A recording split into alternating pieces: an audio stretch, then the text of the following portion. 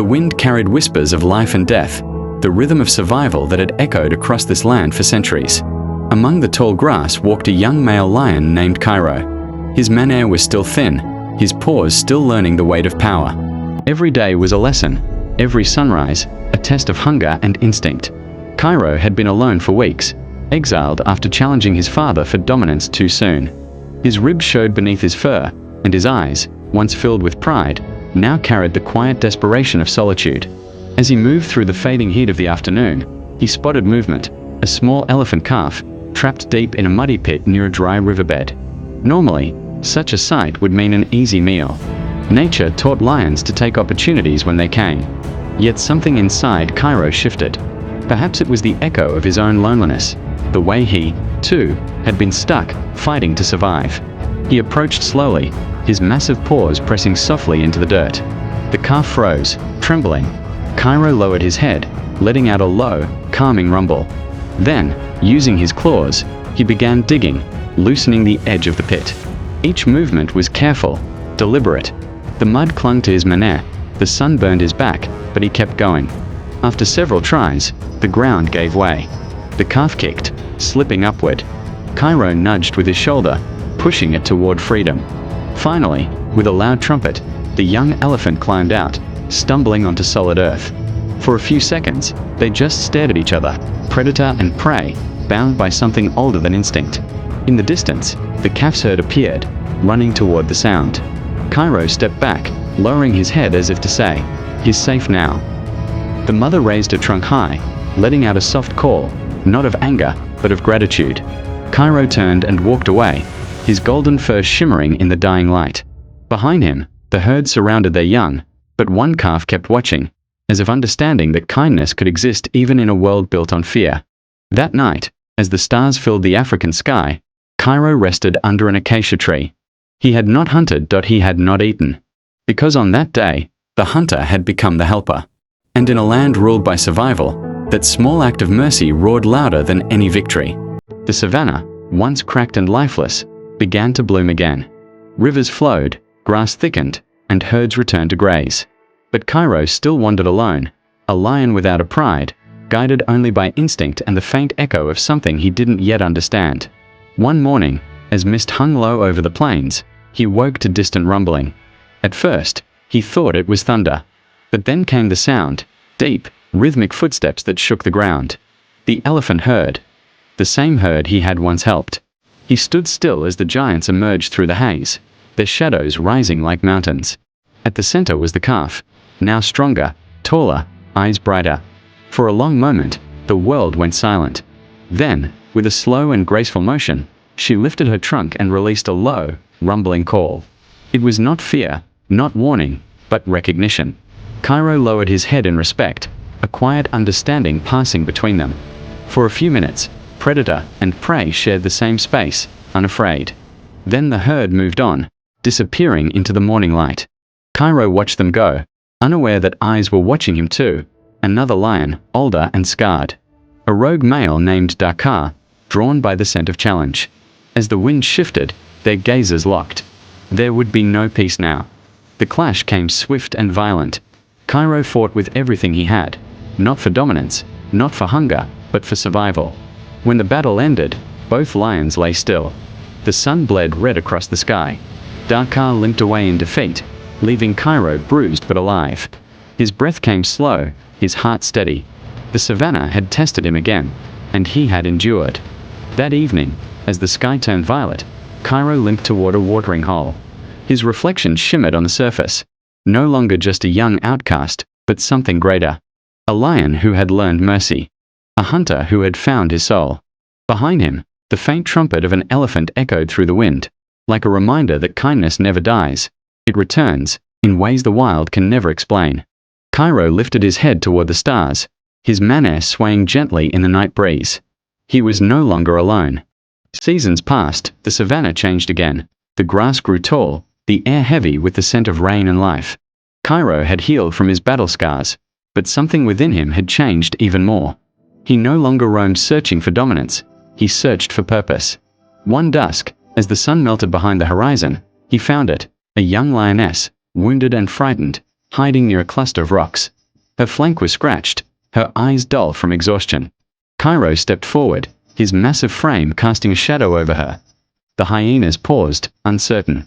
One growled, testing him, but Cairo's roar broke the silence like thunder. The pack scattered, tails low, vanishing into the fading light. The lioness watched him, trembling. Cairo didn't speak, but his eyes told her everything. "You're safe now." When dawn came, she rose, limping, but alive. She introduced herself with a low growl. Nearer, days turned into months. Together they hunted, survived drought and storm, and built something rare: trust. Slowly, other lions began to gather near them, drawn by Cairo's quiet strength. His pride was not built on dominance, it was built on balance. And one morning, beneath the acacia tree where he once slept alone, Nira gave birth to two small cubs. Their eyes, barely open, reflected the same gold as the sunrise. Cairo watched them with a warmth he had never known. As the cubs grew, he taught them not only how to hunt, but how to listen, to feel the rhythm of the land, to respect what gives life, and never take more than needed. One evening, as he sat with his pride watching a distant herd of elephants pass, he saw a familiar shape, the same calf, now nearly full-grown, walking strong beside its mother. Cairo stood tall, his manner glinting in the last light of day. He had once been a hunter who chose compassion over hunger. Now, he was the protector of life itself. When the night came, and the stars stretched endlessly above, Nira lay beside him, their cubs curled close. The savannah slept in peace. Because once, long ago, the hunter became the helper, and the helper became the king. The weight of kingship settled heavily on Cairo's shoulders. He watched the setting sun paint the sky in hues of orange and blood, a mirror of the conflict brewing in his heart and on his land. In his son, Leo, he saw the fire of his own youth, the belief that power was a weapon to be wielded. In his daughter, Lyra, he saw the wisdom he had earned, the understanding that true strength was the courage to build, not break. The wild dogs grew bolder. Their yips and howls echoed through the night, a constant, unnerving chorus of hunger. They cornered a lone zebra foal that had strayed from its mother, their lithe bodies moving with a brutal efficiency that sent a tremor of fear through the herds. This was not a hunt for survival. It was a display of chaos, a direct challenge to the order Cairo had fought to create. Before Cairo could act, Leo's rage boiled over. Ignoring his father's command to wait, he shot forward, a golden blur of fury. He was powerful, but reckless. The wild dogs, masters of coordinated attack, did not meet his charge head-on. Leo was quickly surrounded, his roars of fury turning into growls of desperation. Cairo watched from the rocks, his heart aching. He could rush in, a tempest of claws and teeth, and scatter them through sheer force. But he knew that would only answer violence with more violence, teaching his son the very lesson he wished for him to unlearn. He looked at Lyra, who stood beside him, her gaze fixed not on the fight, but on the horizon. "It's not about being the strongest, father," she murmured. "It's about having the strongest alliances." Her words sparked an old memory, the quiet promise between a lion and an elephant. Cairo lifted his head and let out a roar, but it was not a call to battle. Out of the dusk, colossal shapes emerged, the elephant herd. They moved with a silent, unstoppable purpose, the matriarch at their lead. The wild dog Alpha froze, its vicious confidence evaporating. It looked from the cornered young lion to the unmovable king on the rock, and then to the silent, watching giants. This was not a power it understood. It was a kingdom united. Cairo descended from the rock, his movements slow and deliberate.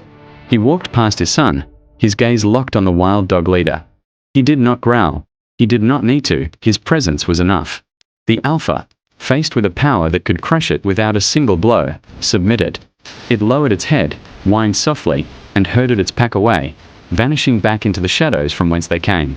Leo rose, humbled, his youthful pride replaced by a dawning respect. He looked at his father, then at the elephants, then at his sister, and finally understood. Strength was not about the battles you won, but the peace you could command. His kingdom was safe, his legacy secure, passed on not just in blood, but in the understanding that true kings do not conquer the world. They hold it in balance. The land had healed from fire and conflict, blossoming under a reign of profound peace. Cairo himself had aged. He no longer led the hunts. That role had fallen to Leo, whose youthful fire had been tempered by his father's wisdom into a steady, confident flame. Leo ruled the pride's daily life, but he did so with Lyra always at his side. Cairo spent his days beneath the shade of the great acacia tree, watching his grandchildren, Leo's cubs, tumble and play. He would tell them stories, not of glorious battles won, but of the kindness once shown to a lost elephant calf, of the wisdom in listening to the land, and of the strength found in unity. He taught them that a true king's roar is not meant to inspire fear, but to declare that all is well, that the circle of life is unbroken. One evening, as the sun dipped low, casting long shadows across the plains, Cairo knew his time had come. A weariness deeper than any he had ever known settled into his bones. Leo and Lyra followed, their presence a silent, steadfast support. From the top, Cairo looked out over his domain. He had achieved more than he had ever dreamed. He had not just conquered a territory, he had nurtured a home. Leo, he rasped, his voice a faint echo of its former power. The savannah is in your keeping now. Lead not with your claws, but with your heart. Remember that the respect of the smallest creature is worth more than the fear of the greatest. Then, he looked at Lyra, his eyes full of a father's love. Your wisdom was my compass, he said softly. Now, be his. With his children beside him, Cairo lay down, his gaze fixed on the endless, star-dusted horizon. He remembered his lonely youth, the hunger, the desperation. He remembered the moment of choice, the elephant calf, the beginning of it all. He closed his eyes, and his last breath was a quiet sigh on the evening wind. The hunter, the helper, the king, was finally at rest. The pride mourned in the deep silence of the night. But as the first light of dawn painted the sky, a new chapter began. Leo, his face etched with grief but also with resolve, ascended the rock. He stood where his father had stood, tall and strong, the rising sun catching the gold in his manner. He looked out at the waking world, at the kingdom entrusted to him. Then, he roared that it was not a roar of anger or of challenge. It was a roar of promise. It was the sound of a son honoring his father, a king accepting his crown. It was the echo of a legacy that would never die, rolling across the savannah for all to hear. The circle continues, life endures, and the spirit of the compassionate king would watch over them, forever.